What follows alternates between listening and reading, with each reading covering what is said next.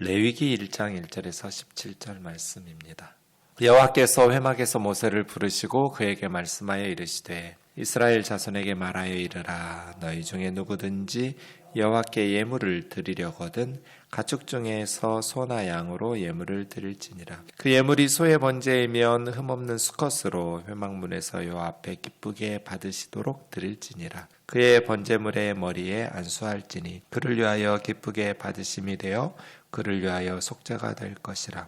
그는 여호와 앞에서 그 숫송아지를 잡을 것이요 아론의 자손 제사장들은 그 피를 가져다가 회막문 앞 제단 사방에 뿌릴 것이며 그는 또 그 번제물의 가죽을 벗기고 각을 뜰 것이요 제사장 아론의 자손들은 제단 위에 불을 붙이고 불 위에 나무를 버려놓고 아론의 자손 제사장들은 그 뜬 각과 머리와 기름을 제단 위에 불 위에 있는 나무에 벌려놓을 것이며 그 내장과 정강이를 물로 씻을 것이요 제사장은 그 전부를 제단 위에서 불살라 번제를 드릴지니 이는 화제라 여호와께 향기로운 냄새니라. 만일 그 예물이 가축대 양이나 염소의 번제이면 흠없는 수컷으로 드릴지니 그가 제단 북쪽 여호와 앞에서 그것을 잡을 것이요 아론의 자손 제사장들은 그것의 피를 제단 사방에 뿌릴 것이며 그는 그것에 각을 뜨고 그의 머리와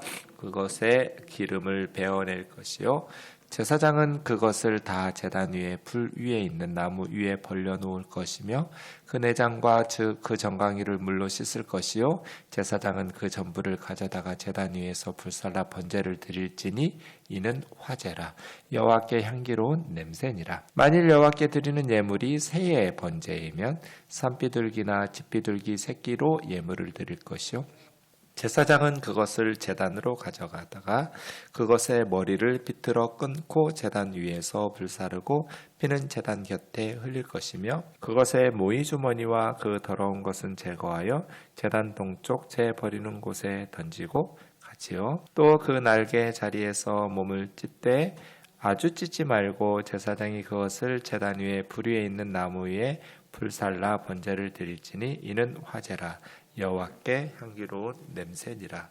아멘. 오늘부터 레위기 말씀을 묵상할 텐데요. 레위기는 원래 히브리어 성경에는 와이크라라고 해서 원래 첫 단어를 그 성경의 이름으로 삼는 경우가 있거든요. 그래서 레위기의 첫 단어가 와이크라예요. 와는 그리고 이크라는 카라 부르다에서 나왔어요. 1절에 보시면 여호와께서 회막에서 모세를 부르시고 이렇게 돼 있잖아요. 부르시고 이게 원문에는 첫 단어거든요.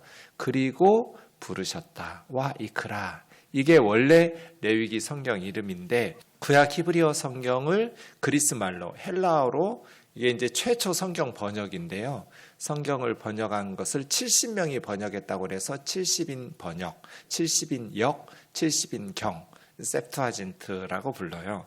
그 70인 경에서 레위기라고 이름을 붙였어요. 근데 사실은 이 레위기라는 이름이 오해의 소지가 있잖아요. 레위기의 내용이 제사장들이 알아야 될 레위 사람들에 대한 이야기인가? 성경 이름만 보면 그렇게 되어 있는데 사실은 그렇지는 않아요.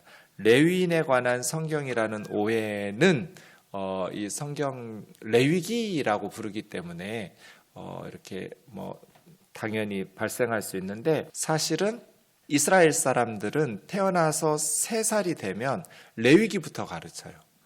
그러니까 모든 하나님의 백성들이 가장 중요하게 처음부터 배워야 될 성경이 레위기라고 생각하시면 됩니다. 그래서 제사장뿐 아니라 모든 하나님의 백성들이 여기는 제사법도 있고 또 여러 가지 안식년이나 희년이나 부정하고 정결하고 또 성결에 관한 것들, 서원에 관한 것들, 정치 이야기, 또 재정에 관한 경제 이야기, 또 하나님 앞에서 결혼하고 이혼하고 또 일하고 노동하고 이런 모든 국가에 대한 이야기를 포함해서 레위기가 하나님의 백성의 삶의 전반에 대한 내용들을 가지고 있어서 매우 중요한 성경이고 또 그럼 레위기 하면 우리 좀 어렵게 여기잖아요. 율법 하니까 굉장히 딱딱하고 어렵게 느껴지는데, 그리고 지금은 뭐 신약 시대니까 예수님이 오신 이후로는 율법 이야기인 레위기는 신약의 시대를 살아가는 우리에게는 뭐 그렇게 중요하지 않은 성경 아닌가? 그렇지 않아요. 레위기를 신약의 모판이라고 그래요. 그러니까 시드 베드라고, 그래서 그 씨앗이 자라는 모판과 같이 거기서 레위기의 모판에서 신약 성경이 나왔다, 이렇게 말하는 성경학자들이 있을 만큼 굉장히 중요한, 뭐 레위기를 모르고 예수님의 십자가를 설명할 수 있을까? 전 불가능하다고 보거든요. 그러니까 그런 식의 신약과 구약을 구분하는 거 옳지 않아요. 성경은 제가 통전적으로 읽어야 된다고, 통으로 전체적으로. 그리고 기본적으로 구약과 신약은 다르지 않아요. 하나님의 말씀이 일치되는 것이지 구약과 신약은 다르고, 지금은 우리는 신약 시대니까 구약 성경은 무시해도 되고, 언제 주님이 그렇게 말씀하셨어요? 천지가 없어지기 전에는 율법의 1.1획도 없어지지 아니하고 다 이루어질 거라고. 예수님이 말씀하신 율법이 신약 성경 아니잖아요. 구약 성경이란 말이에요. 그러니까 신약 성경은 기본적으로 구약에서 나왔고, 신약과 구약은 일치되는 같은 하나의 메시지라고 보아야지, 이걸 둘로 분리해가지고 신약만, 이게 이제 초대교회 아리우스 이단이 되는 거예요. 그런 의미에서 우리가 레위기를 좀 살펴보게 된 것이 너무 좋은데요. 우선 레위기는 1장에서 10장까지가 제사법이고, 11장에서 16장까지가 정결법이고, 17장에서 27장까지가 성결법, 이렇게 세 부분으로 크게 나눌 수 있거든요. 1장에서 10장까지 제사법은 크게 또 두 부분으로 나누어질 수 있어요. 1장에서부터 6장 7절까지는 백성들, 제사를 드리는 백성들의 입장에서 제사법, 번제, 소제, 화목제, 속죄제, 속건제, 이렇게 5대 제사가 나오고요. 6장 8절에서부터 7장 36절까지는 제사장 중심에서 또 제사법이 나와요. 근데 순서가 약간 달라서 번제, 소제, 속죄제, 속건제, 화목제. 앞부분에서 백성들 중심으로 보았을 때는 화목제가 세 번째로 나왔는데, 제사장 중심으로 나오는 뒷부분에는 화목제가 마지막 다섯 번째로 나왔어요. 어쨌든 5대 제사가 두 번 반복해서 나와요. 1장에서 7장까지. 그리고 8장에서 10장까지는 첫 번째 제사장의 위임식 이야기가 나와요. 그래서 1장에서 10장까지 제사법에 대한 것들을 우리가 좀 살펴볼 텐데, 1절 보시죠. 여호와께서 회막, 이게 이제 시내산 본문이에요. 출애굽기, 레위기, 민수기 이렇게 연결되죠. 출애굽기가 어디서 끝나냐면 성막 을 지으면서 끝나요. 회막을 지으면서 25장에서 40장까지 성막을 지으라는 명령이 있고 짓죠. 그 다음에 레위기가 나오고, 그 다음에 레위기 끝나고 민수기 1장 들어가면 다시 성막 이야기 나와요. 1장에서 10장까지 성막과 함께 이제 광야 여행을 준비하는 거예요. 그러니까 출애굽기에서는 성막 지어라, 그래서 성막을 지어요. 그리고 레위기가 나오고 민수기에서는 성막 지었죠. 출애굽기에서 그 성막 지은 성막과 함께 이제 광야 여행을 시작해요. 성막을 지을 때 출애굽 3개월째 되던 때였어요. 홍해바다 건너고 2달 넘게 이렇게 광야를 건너와서 시내산에 도착했잖아요. 그 시내산에서 1년 정도 머무는데, 그 시내산에서 머물면서 출애굽기 끝났고, 레위기 주셨고 민수기 시작됐고, 그러니까 시내산 본문인 거예요. 제가 이 이야기를 왜 하냐면, 이 성경 이름이 와이크라라고 그랬잖아요. 와, 그리고가 첫 단어란 말이에요. 그리고 부르셨다. 그러니까 레위기를 제대로 알려면 창세기, 출애굽기를 알아야 되는 거예요. 접속사 그리고로 시작하니까. 창세기, 출애굽기를 잘라내버리고 레위기만 가지고 레위기를 공부한다고 해서 레위기를 알 수 있는 게 아니에요. 그럼 그리고라는 말을 왜 쓰겠어요? 그래서 창세기, 출애굽기, 그리고 레위기, 그리고 민수기 이렇게 들어가는데, 이게 다 지금 시내산이에요. 시내산. 장소가 출애굽기에서 민수기 10장까지 변한 게 없어요. 그러니까 레위기는 통째로 시내산 본문이라고 보시면 돼요. 출애굽기 25장에서부터. 그러면 보세요. 출애굽기에서 시내산 언약이 제일 중요하다고 말했잖아요. 19장에서 24장까지 있는 결혼식 하는 것과 같으니까 하나님과 이스라엘 백성들이 시내산에 있을 때 시내산 언약을 맺을 때 하나님께서 모세를 산 위로 부르셨죠. 그래서 산 위에서 하나님과 모세가 만났어요. 그런데 레위기 1장 보세요. 이제 여호와께서 어디로 모세를 부르셔요? 어디서 만나요? 모세와 회막에서 만나죠. 이 회막이라는 것이 미팅이잖아요. 미팅 텐트. 만나는 텐트, 장막이잖아요. 누가 누구하고 만나요? 하나님께서 하나님의 백성들과 만나죠. 그래서 회막, 모일회, 만날회 이렇게 회막이라고 부르는데요. 그러면 뭐예요? 출애굽기에서는 시내산 꼭대기 위로 모세를 부르셨다면 이제 레위기에서는 하나님께서 산 꼭대기에서 밑으로 내려오신 거잖아요. 회막으로. 네. 그래서 이제 회막, 하나님과 이스라엘 백성들이 만나는 곳, 하나님과 이스라엘 백성들이 함께 어울려 사는 곳. 그럼 레위기는 뭐예요? 거룩하신 하나님과 함께 살아가는 삶의 방식. 그런 성경이 레위기라고 말할 수 있어요. 거룩하신 하나님과 함께 살기 위해서 어떤 법들이 필요한가? 하나님께서 시내산 꼭대기에서 이제 이스라엘 백성들이 살고 있는 산 밑에 회막으로 내려오셨단 말이에요. 회막은 이스라엘 진중에 거하는 하나님 집이에요. 하나님과 만나는 곳이죠. 하나님께 번제 드리면서 예배하는 곳이고 하나님을 찬송하면서 예배하는 곳이고 그 회막이 이동해요. 광야에서 40년 동안. 그래서 이스라엘 백성들만 가는 것이 아니라 하나님도 함께 가시죠. 회막이에요. 시내산에서 회막으로 내려오셨고 이제 레위기는 하나님과 함께 살아가는 삶의 방식. 거룩하신 하나님이죠. 이건 너무나 행복한 일이기도 하지만 한편으로는 좀 위험하죠. 거룩하신 하나님과 함께 동행한다라는 것은 너무나 든든하죠. 어떤 원수가 하나님이 함께 가는 그 군대를, 그 백성을 이길 수 있겠어요? 아말렉, 미디안, 모압, 암몬 다 깨지는 거죠. 하나님과 함께 가는 사람들을 누가 당해내겠어요? 너무너무 행복하고 든든한 일이에요. 하나님과 함께 가니 불기둥 구름기둥으로 만나와 메추라기로 반석에서 물이 나지 하나님과 함께 동행하지 않는데 광야에서 40년을 어떻게 살아남아요? 어떻게 반석에서 물이 나오고 어떻게 만나와 메추라기를 40년 먹고 적어도 200만 명이 넘는 그 숫자들이 어떻게 살아남아요? 그 사막에서. 그런데 하나님이 함께 가시는 거죠. 그래서 안전해요. 모세가 신명기에서 40년 광야 끝나고 이스라엘 백성들에게 질문 던지죠. 너희 발이 부르텄냐? 아니요. 너희 옷이 다 헤어져서 지금 다 떨어진 누더기 같은 옷들 입고 다니냐? 아니요. 왜? 하나님께서 돌보셨잖아요. 그런데 그 거룩하신 하나님과 함께 동행하는 건 위험하잖아요. 이거 위험한 비즈니스예요. 예수 믿는 거 위험한 비즈니스예요. 내 맘대로 못 살아요. 세상의 방식대로 못 살아요. 왜? 우리는 거룩하신 하나님과 동행하니까. 하나님께서 함께 할 수 있는 삶의 방식은 애굽에서 내 맘대로 살던 삶의 방식과 다르단 말이에요. 그런 의미에서 한편으로는 세상에서 가장 큰 축복인데 다른 면에서 바라보면 위험한 동행이에요. 근데 뭐만 하면 돼요? 순종하기만 하면 돼요.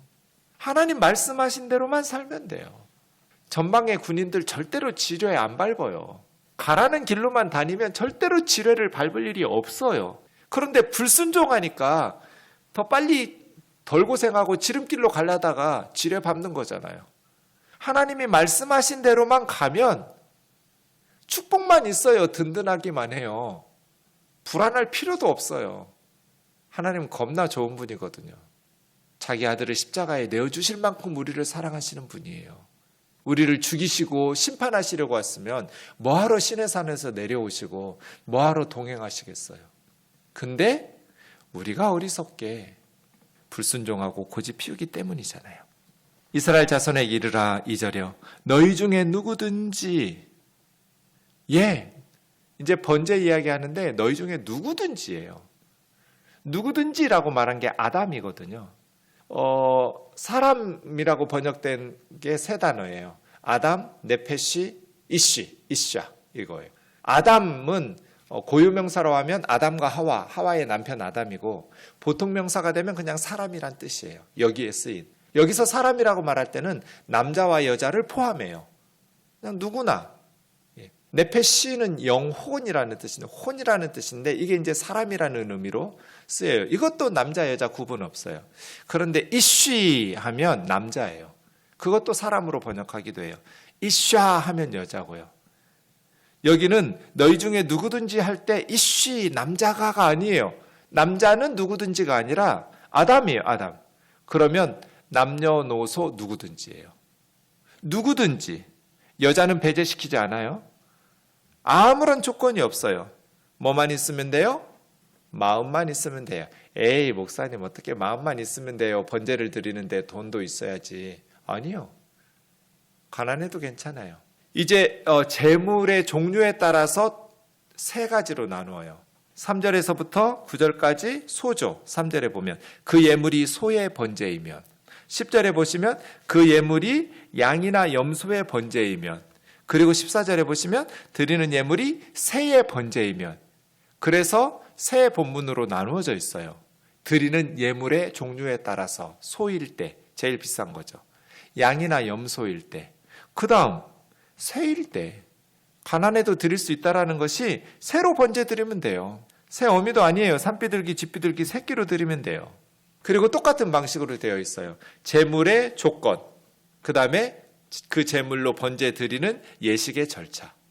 이게 3번 반복돼요. 제물의 종류에 따라서. 이렇게 누구든지예요.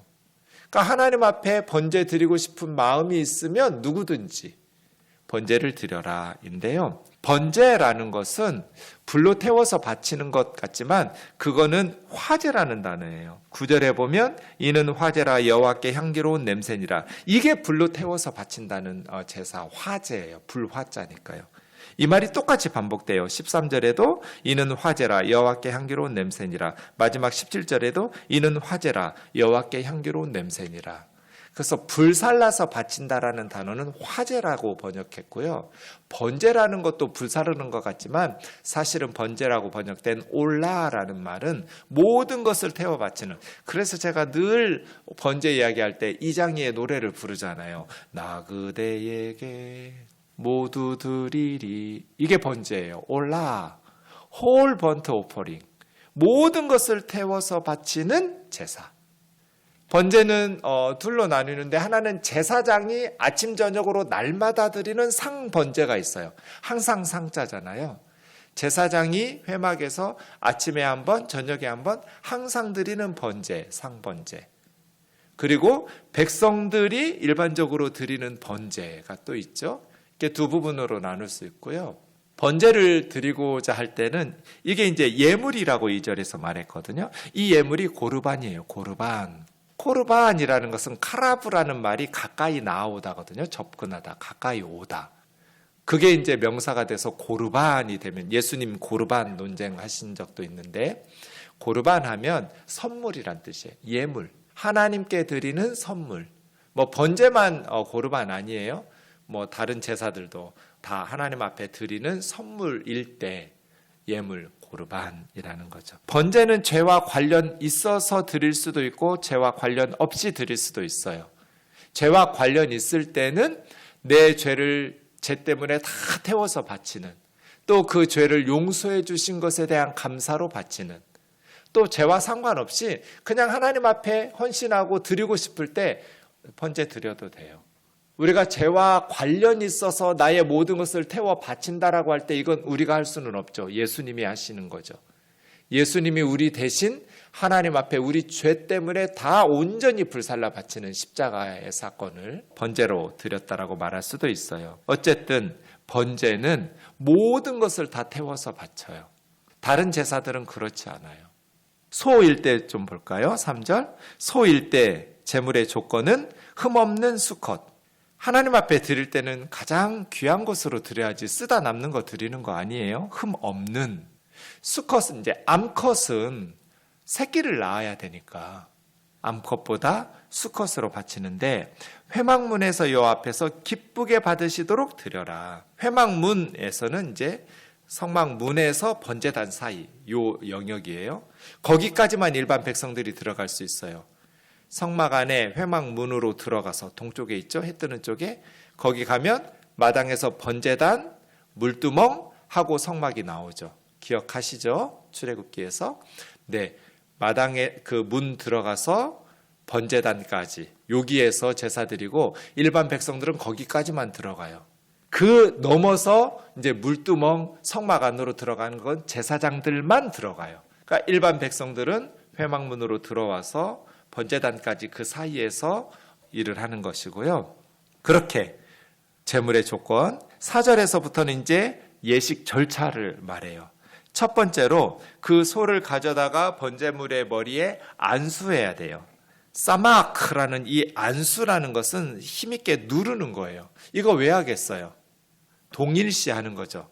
제사 드리는 사람이 내가 이렇게 하나님 앞에 불살라 바쳐져야 되는데 내 대신 이 소가 하나님 앞에, 그러니까 제사 드리는 제사인과 이 제물을 동일시시키는 거예요. 내 대신 얘가, 이런 의미죠. 안수하고 그냥 살짝 올리는 거 아니에요. 꾹 누르는 거예요.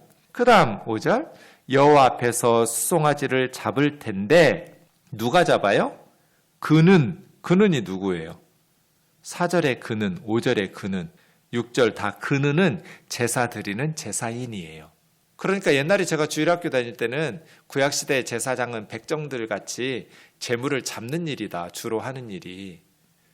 근데 나중에 신학교 와서 봤더니 아니더라고요.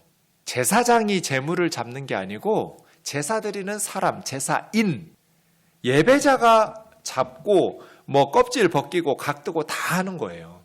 그러니까 지금으로 하면 목사가 제사장 아니고 우리 모두가 제사장인데 예식적으로 했을 때 목사가 잡는 게 아니라 여러분이 직접 잡는 거예요. 이걸 이제 예배에 적용하면 우리 예배는 성도님들은 너무나 수동적이고 목사가 너무나 많이 관여한다는 생각을 제가 늘 하거든요. 구약시대로 하면 이 예배는 제사 드리는 제사인이 대부분의 일을 해요. 소 잡고 각 뜨고 씻고, 제사장은요 피 갖다가 번제단에 뿌리는 것만 해요. 그래서 능동적 예배자가 되었으면 좋겠다. 우리 예배에도 성도들이 너무나 수동적으로 그냥 듣기만 하기보다는 좀 활발하게 예배에 동참할 수 있는 그런 능동적 예배를 드릴 수 있으면 좋겠다. 이게 이런 적용에서도 나올 수 있는 일들인데요. 어쨌든 그렇게 제사인이 잡는 거죠. 근데 어디 앞에서? 5절 보세요. 여호와 앞에서. 그러니까 예수님도 누구 앞에서 십자가에서 죽으신 거예요? 하나님 앞에서 십자가에 달린 거예요. 여호와 앞에서. 수송아지를 잡고 제사장은 그 피를 가져다가 회막 제단 사방에 뿌려. 피는 생명을 상징하잖아요. 그러니까 생명을 뿌려요. 그런데 그 생명은 누구 생명이냐면 짐승의 생명이 아니라 제사 드리는 사람의 생명이에요. 안수했으니까. 그래서 내 생명을 번제단에 뿌리는 것은 하나님 앞에 드립니다 하면서 내 생명을 바침으로써 그 번제단을 정결하게 만드는 거예요. 피를 뿌린다라는 것은 이런 두 가지 의미가 있어요. 내 생명을 하나님께 바칩니다. 시내산 언약할 때 피 반절은 번제단에 뿌렸고 반절은 여러 양푼에 담았다가 백성들에게 뿌렸잖아요. 번제단에 뿌린다는 건 하나님의 맹세, 하나님께 드리는 거거든요. 그러니까 번제를 드리는 것은 짐승 잡아 드리는 게 아니에요. 내 생명을 하나님께 바치는 거예요. 우리가 예배 드리는 것은 그냥 헌금, 돈 드리는 거 아니고요. 뭐 양이나 소나 새 바치는 거 아니고 내 생명을 하나님께 뿌리는 거예요. 하나님께서도 하나님의 생명이신 예수 그리스도의 생명을 우리를 위해서 뿌리신 것처럼 우리도 우리의 생명을 하나님을 위해서 뿌리는 거예요. 하나님과 우리 사이는 그런 긴밀한 사랑과 헌신의 관계이지 오다가다 만나서 뭐 헤어지고 이런 관계가 아니에요. 하나님은 저와 여러분하고 이런 관계를 맺고 싶은 마음이 추호도 없어요. 생명까지 아낌없이 바쳐도 기꺼이 헌신하는 그러한 관계를, 그래서 피를 뿌리는 거예요. 하나님, 내 생명을 하나님께 드립니다. 이죠. 그 다음 세 번째로 가죽을 벗기고 각을 뜨고, 이거 다 제사인들이에요.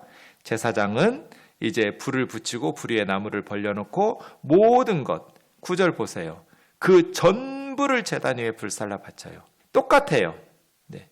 소이든지 양이든지 염소든지 새든지 전부를 불살라 다 태워서 바쳐요. 달대로다 다시오 다다 말진 부디마소. 이게 사랑이에요. 내 모든 것을 불살라 바치는 것. 하나님 앞에. 하나님도 우리를 그렇게 사랑하시잖아요. 아낌없이 쏟아 부어버리잖아요. 전부예요. 전부. 이는 화제라 여호와께 향기로운 냄새라. 그러니까 하나님께서 고기 잡수시는 게 아니라 향기, 냄새만 받으시는 거죠. 이게 지금 누가 태워지고 있어요? 예배자가 태워지고 있는 거예요. 그게 안수예요. 예배란 나를 불살라서 하나님 앞에 바치는 행위예요. 왜? 하나님께서 하나님의 생명을 십자가에 나를 위해서 불살라 바치셨으니까. 10절 양이나 염소이면 똑같아요. 수컷으로. 그 다음 11절부터 13절까지는 예식 절차인데 소하고 똑같아요. 14절 새의 번제이면 산비둘기, 쥐비둘기, 네, 야생이거나 집에서 키우는 거거나 새끼로 예물을 드려서, 그 다음 의식 절차 15절에 17절 똑같아요. 기도하겠습니다. 사랑하는 하나님 아버지, 레위기는 우리에게 거룩하신 하나님과 동행하는 법을 가르칩니다. 이렇게 예배해야 된다고 말씀하십니다. 우리 우면동 교회의 예배가 레위기의 번제와 같은 예배가 되게 하여 주옵소서. 예수님의 이름으로 기도하옵나이다. 아멘.